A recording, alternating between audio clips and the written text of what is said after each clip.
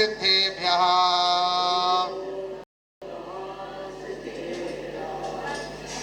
मंगलम भगवान वीरो मंगलम गौतमो वणि मंगलम कुंद कुंदाद्यो जैन धर्मो तु मंगलम जैन धर्मो तु मंगलम। गुरुवः पान्तुनो नित्यं ज्ञान दर्शन नायकः चारित्राणो गंभीरा मोक्ष मार्गोपदेशकः। बोले अनंत अनंत परम सिद्ध भगवान की, वृषभादि 24 तीर्थंकर भगवान की, 1008 पार्श्वनाथ भगवान की, अजय उदय व्रत महाराज की, अहिंसामय विश्व धर्म की।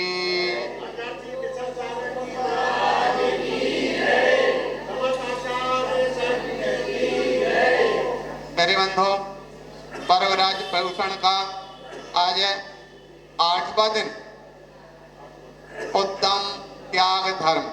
रात्रि में भैया बत्ती के समय पर कुछ बच्चे लोग आए बात कर रहे थे, बोले कल उत्तम त्याग, त्याग के बाद आकिंचन और धर्म 3 दिन और बचे। तो हमें पहले बताया था 5वें दिन तक तो आज पहला दूसरा प्रकार से चलता है और बाद में फिर इतने और बचे। इस प्रकार से प्रभूषण पर्व के दिनों की गिनती हुआ करती है। उत्तम त्याग धर्म किसे कहते हैं? तो जहाँ उत्तम त्याग की बात आती है तो खास तौर से ये मान लिया जाता है कि दान को ही त्याग कहा जाता है। और शास्त्रों में तो ऐसा उल्लेख भी आता है, पूजन में दान का ही उसमें विशेष तौर से व्याख्यान दिया। तो दान को त्याग तो कहा भी है, लेकिन वास्तविक त्याग की जब बात आती है तो त्याग और दान में बहुत बड़ा अंतर हो जाता है। जमीन आसमान के समान अंतर हो जाता है, क्योंकि आप सबको ज्ञात होना चाहिए कि उत्तम त्याग धर्म किसको होता? श्रावक को कि मुनि महाराज को? ठीक है ना, किसको होता? श्रावकों को उत्तम त्याग धर्म नहीं। ये पूरे उत्तम जो 10 धर्म हैं, पूरे के पूरे 10 लक्षण धर्म श्रावक के लिए नहीं होते, ये सब मुनि महाराज के लिए होते हैं। जो वीतरागता को धारण करने वाले उनके लिए हुआ करते हैं। तो उत्तम त्याग अगर होता है तो वास्तव में मुनि महाराज के लिए होता है। अब अगर दान की बात करते हैं कि दान अगर त्याग है तो मुनिराज कौन सा दान करेंगे? क्या आहार दान देंगे? क्या औषधि दान देंगे? क्या दे सकते हैं? तो मुनि महाराज दान देते हैं। कौन सा दान देते हैं? ज्ञान दान दिया करते हैं और अभय दान दिया करते हैं। तो 4 प्रकार के दान में 2 श्रावक के अधीन हैं और 2 आगे ना समझ में। श्रावक के लिए आहार दान, औषधि दान और साथ ही साथ ज्ञान दान और अभय दान के मुनिराज के लिए अधीन हुआ करता है। इस प्रकार से 4 प्रकार के दान को त्याग कहा।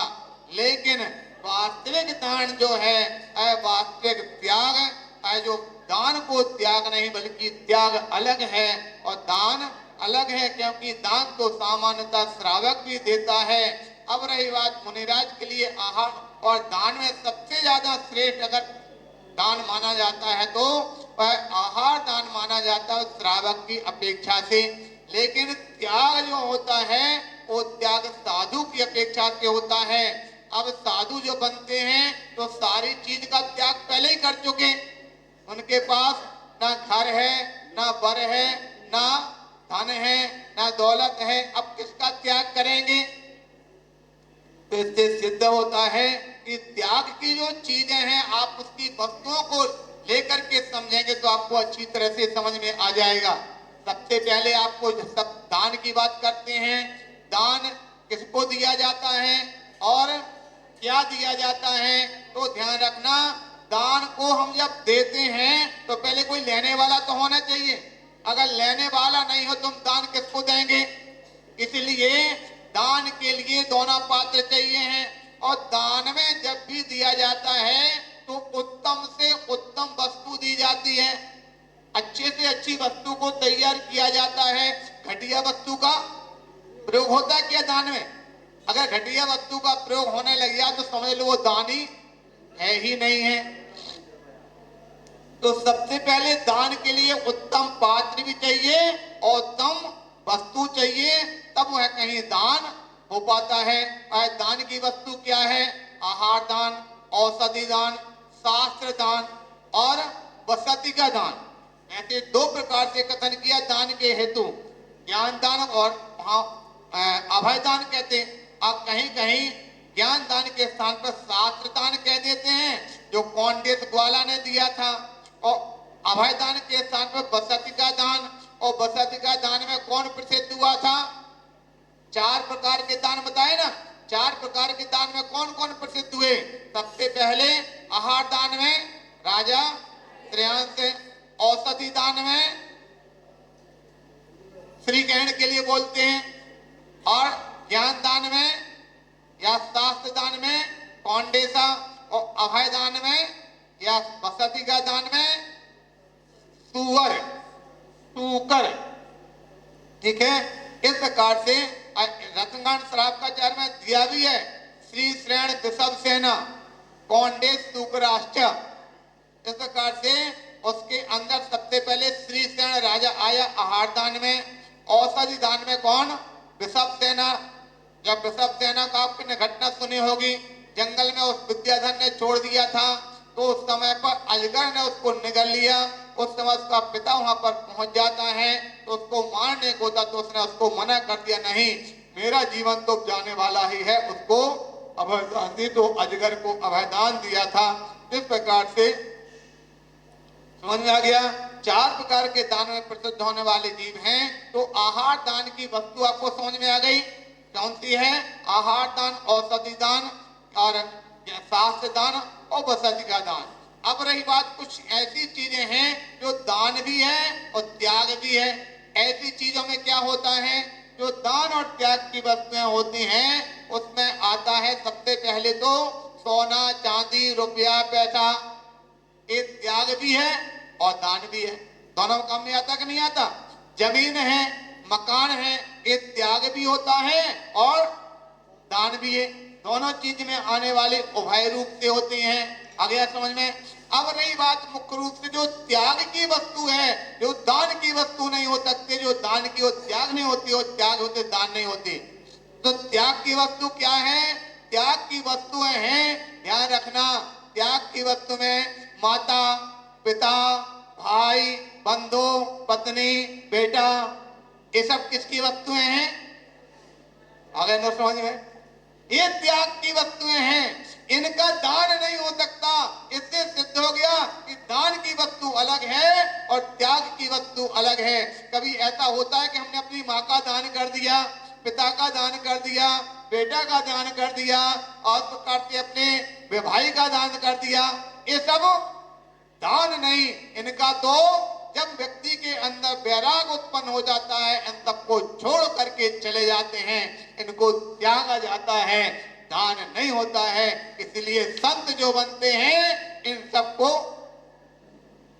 त्याग करके आगे बढ़ा करते हैं। इससे सिद्ध हो गया कि आज का दिन एक किसका दिन है? उत्तम त्याग का। और त्याग के लिए दूसरे की जरूरत नहीं। दान के लिए तो लेने वाला चाहिए, लेकिन त्याग करने वाले के लिए दूसरा लेने वाला हो तब त्याग करें, ऐसी चीज तो नहीं है ना।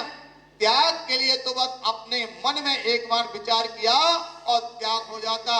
छोटी सी घटना आती, आपने सुना होगा, जब प्रद्युम्न कुमार उनको वैराग उत्पन्न हुआ, तो उस समय पर अपनी माँ के गए, पिता के पास, पत्नी के पास, सबके पास गए, हमको वैराग हो गया, अब दीक्षा धारण करने वैराग हो गए, जा रहे हैं। पत्नी के पास जब पहुंचते हैं तो पत्नी वहां पर पहुंच के, अच्छा आपको वैराग उत्पन्न हो गया? बोले हाँ हमको वैराग उत्पन्न हो गया, हम जा रहे हैं। पत्नी अंदर गई और उसने अपने सफेद साड़ी पहनी और लौट अंदर भी बाहर आ गए। बोले ऐसा होता है वैराग? कहने को नहीं होता, वैराग तो धारण करने को होता है। वो तो रह ही गए प्रद्युम्न कुमार, और पत्नी पहले चली जाती है। प्यारे बंधु, यहाँ त्याग का भाव आता है तो किसी से पूछने की बात नहीं होती है। अंतरंग में जब भाव आ जाता, तुरंत उसको निकाल करके अलग कर दिया जाता है। इसलिए प्यारे बंधु, उत्तम त्याग में अगर श्रावक हैं तो त्याग नहीं कर सकते, तो कम से कम त्याग और दान जो है उसको तो कर ही सकते, अपने जीवन में जरूर करते रहना, जिससे कि आपका जीवन में अगर आज आपने जो त्याग किया या दान किया वो कालांतर में आपके खाते में पुण्य रूप में जुड़ जाएगा, जो भविष्य में आपको प्राप्त हुआ। आज आप सबके लिए जो प्राप्त हो रहा, पूर्व का किया जो मिल रहा, और आज जो करेंगे वो भविष्य में आप अपने खाते में जोड़ लेंगे। यहाँ पर कुछ लोगों ने जो ज्ञान दान में अपनी राशि लिखाई, निश्चित रूप से अपने आप में अहोभाग्य मानना। हर व्यक्ति को, कोई बाहर का दूसरी काट का व्यक्ति कहे मैं दान के लिए देना चाहता हूं, तो आप लेंगे क्या? अगर आपके भाव बने हैं दान करने के, ये अपने आप का अहोभाग्य मानना, सौभाग्य मानना कि हमारा ज्ञान दान में हमारे इतना द्रव्य जा रहा, वरना पता नहीं दुनिया के किस काम में चला जाए, कहां पर खोटे काम में चला जाए, कि अपने सौभाग्य को प्राप्त करना। और जो भी व्यक्ति इसने जिन्होंने लिखा दिया वो ठीक है, और किसी की भावना अगर ज्ञान दान के लिए हो तो अपना नाम लिखा करके पुण्य अर्जन करना। बोले 1008 पार्श्वनाथ भगवान की।